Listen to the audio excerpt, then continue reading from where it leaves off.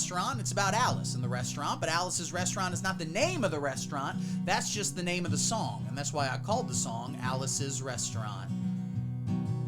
You can get anything you want at Alice's Restaurant.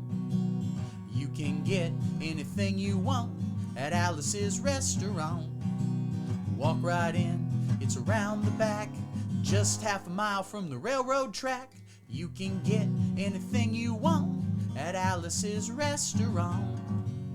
Now, it all started 2 Thanksgiving ago. It was on 2 years ago on Thanksgiving when my friend and I went to visit Alice at the restaurant, but Alice doesn't live in the restaurant. She lives in the church nearby the restaurant in the bell tower with her husband, Ray, and Fascia the dog. And living in the bell tower like that, they got a lot of room downstairs where the pews used to be. Having all that room, seeing as they took out all the pews, they decided they didn't have to take out the garbage for a long time. So we got up there, we found all the garbage in there in the pews, and we decided to be a friendly gesture, because she made us Thanksgiving dinner, for us to take the garbage down to the city dump. So we took a half-ton of garbage, put it in the back of a red VW microbus, because we're stupid hippies. We took shovels and rakes and implements of destruction, and we headed on towards the city dump. Well, we got there, and there was a big sign and a chain across the dump saying, "Closed on Thanksgiving." And we had never heard of a dump closed on Thanksgiving before. And so with tears in our eyes, we drove off into the sunset looking for another place to put the garbage. But we didn't find one until we came to a side road. And off the side of the side road, there was another 15-foot cliff. And at the bottom of the cliff, there was another pile of garbage. And we decided that one big pile is better than 2 little piles, and rather than bring that one up, we decided to throw ours down. So that's what we did, and we drove back to the church. We had a Thanksgiving dinner that absolutely could not be beat, and we went to sleep, and we didn't get up until the next morning when we got a phone call from Officer Obi. He said, "Listen, kid, we found your name on an envelope at the bottom of a half-ton of garbage and just wanted to know if you had any information about it." And I said, "Yes, sir, Officer Obi, I cannot tell a lie. I put that envelope under that garbage." After speaking to Obi for about 45 minutes on the telephone, we finally arrived at the truth of the matter and said that we had to go down and pick up the garbage and also had to go down and speak to him at the police station. So we got in the red VW microbus because, again, we're stupid hippies that are going to immediately sell out as soon as 1981 hits. We had the shovels and rakes and implements of destruction, and we headed on towards the police officer's station.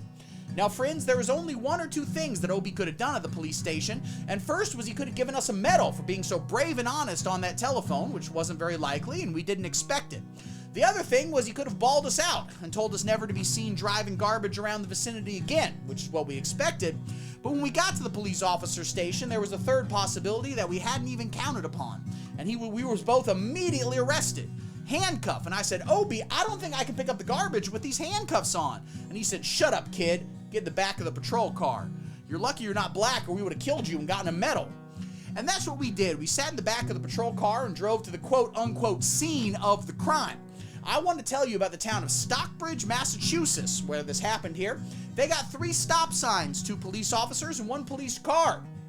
But when we got to the scene of the crime, there were 5 police officers and 3 police cars, being the biggest crime of the last 50 years.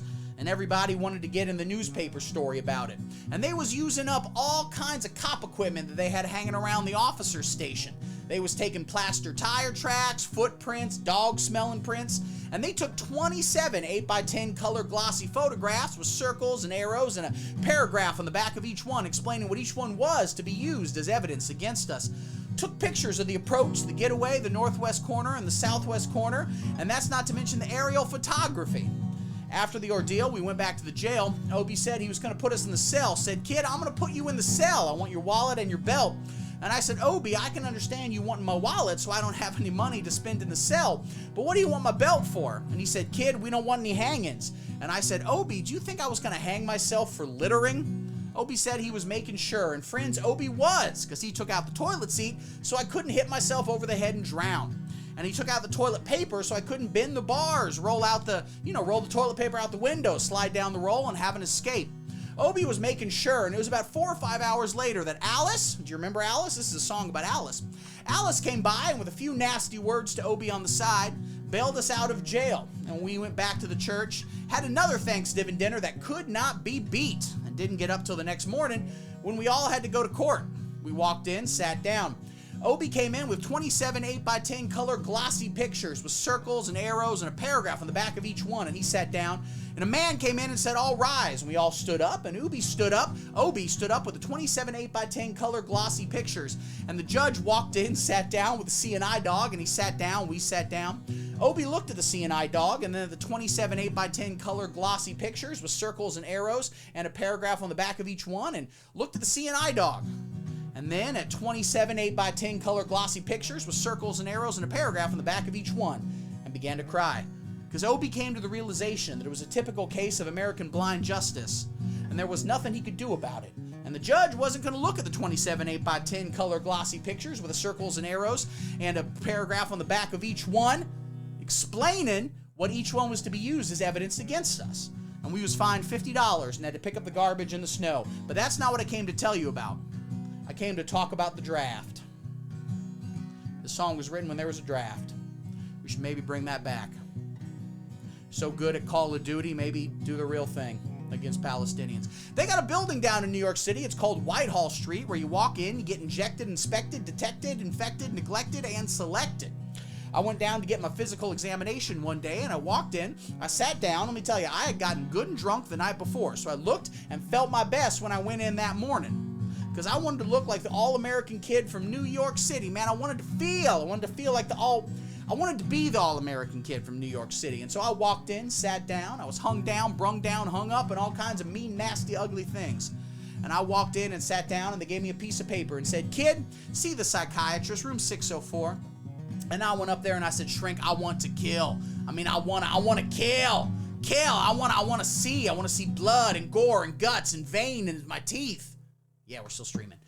Eat burnt dead bodies. Kill. And I started jumping up and down, yelling, "Kill, kill." And he started jumping up and down with me. And we were both jumping up and down, yelling, "Kill, kill, kill." And the sergeant came over, pinned a medal on me, sent me down the hall, said, "You, son, you're our boy." Didn't feel too good about that. So I proceeded on down the hall, getting more injections, inspections, detections, neglections, and all kinds of stuff they was doing to me at the thing there. And I was there for 2 hours, 3 hours, 4 hours. I was there for a long time going through all kinds of mean, nasty, ugly things, and I was just having a tough time there. And they was inspecting, injecting every single part of me, and they was leaving no part untouched.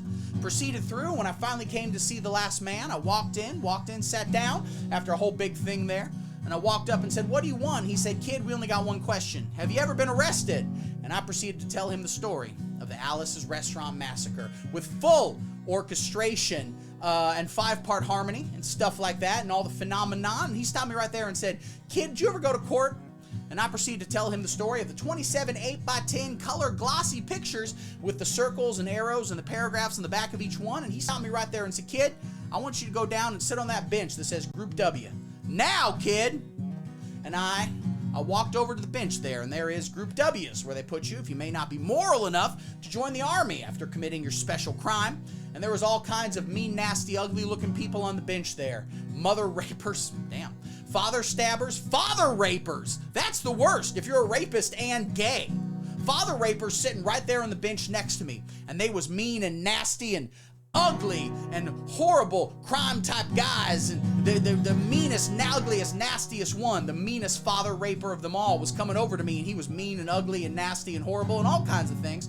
And he sat down next to me and said, "Kid, what do you get?" And I said, "I didn't get nothing. I had to pay $50 and pick up the garbage." And he said, "What were you arrested for, kid?" And I said, "Littering." And they all moved away from me on the bench there. Might have been the beginning of that meme. And the hairy eyeball and all kinds of mean, nasty things they were doing till I said, and creating a nuisance. And they all came back, shook my hand, and we had a great time on the bench. Talking about crime, mother stabbing, father raping. A lot more rape in this song that I remember. All kinds of groovy things that we were talking about there on the bench.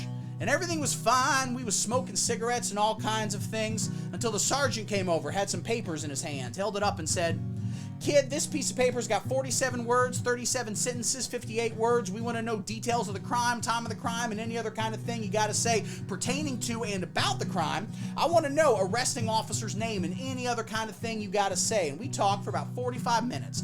And nobody understand a word that he said, but we had fun filling out the forms and playing with the pencils on the bench there. And I filled out the massacre with the 4-part harmony and wrote it down there just like it was, and everything was fine. And I put down the pencil and I turned over the piece of paper, and there on the other side, in the middle of the other side, away from everything else on the other side. In parentheses, capital letters, quotated, read the following words.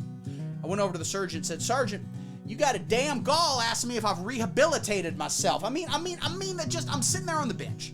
I'm sitting here on the Group W bench because you want to know if I'm moral enough to join the Army, burn women, kids, houses, and villages after being a litter bug. He looked at me and said, kid, we don't like your kind, and we're going to send your fingerprints off to Washington. And so, friends, somewhere in Washington, D.C., not Washington State, grunge hasn't happened yet, so we don't give a shit about that state. Somewhere in Washington, enshrined in some little folder, is a study in black and white of my fingerprints. And the only reason I'm singing you this song now is because you may know somebody in a similar situation, or you, in fact, might be in a similar situation. And if you're in a situation like that, there's only one thing you can do, and that's walk into the shrink wherever you are. Just walk in and say, shrink, shrink. You can get anything you want at Alice's restaurant. And walk out, you know. If one person, just one person does it, they may think he's really sick and they won't take him. And if two people did it in harmony, they may think they're both, and then he does the F slur there, F-A-G-G slur. And they won't take either of them. And 3 people do it, 3. Can you imagine 3 people walking in, singing a bar of Alice's restaurant, walking out? They may think it's an organization.